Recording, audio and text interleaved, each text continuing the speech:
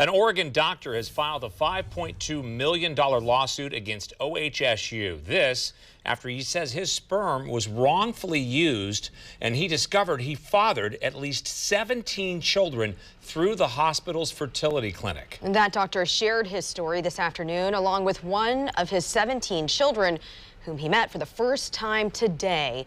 Fox 12's John Hendricks joins us live tonight with this story. John? Well, Pete and Liz, this story started to unravel in 2015 when one of those 17 was curious about her family history. Well, she did a search on Ancestry.com, which opened up Pandora's box for not only her, but other families here in the Pacific Northwest. Today is an emotional one as Dr. BRYCE CLEARY and Allison Alley sit side by side. She's an amazing young lady. Today, they met as father and daughter. It's been great to meet her.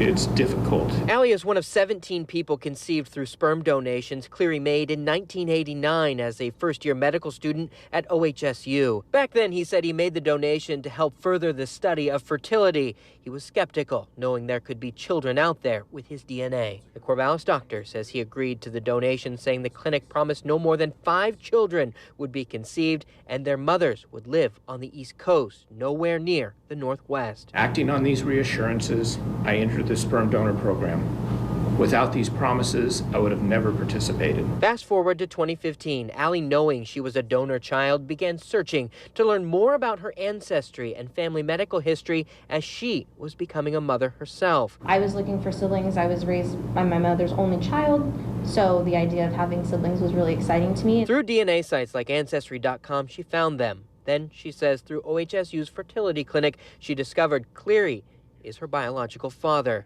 It wouldn't be for another 3 years that Cleary, too, would go to Ancestry.com to search for old relatives, only to discover his biological children. I always knew there was those 5 kids out there on the East Coast, but it didn't even occur to me that that would be an issue. One at a time, he learned of 17 kids, all living in the state of Oregon, far from the East Coast. When the matches came back, I knew something was wrong because the odds of there were 4 instant matches, and the odds of that happening was not reasonable. Some of those kids, Cleary says, grew up with, went to school with, and ran in the same social circles as his 4 custodial children. This has been kind of emotionally overwhelming for all of us siblings as well, to continue finding that there's more and more of us, and we all have grown up in somewhat of a close proximity. His concern today, one of ethics, morals, and genetics, wanting to see that this story is one no other family has to endure.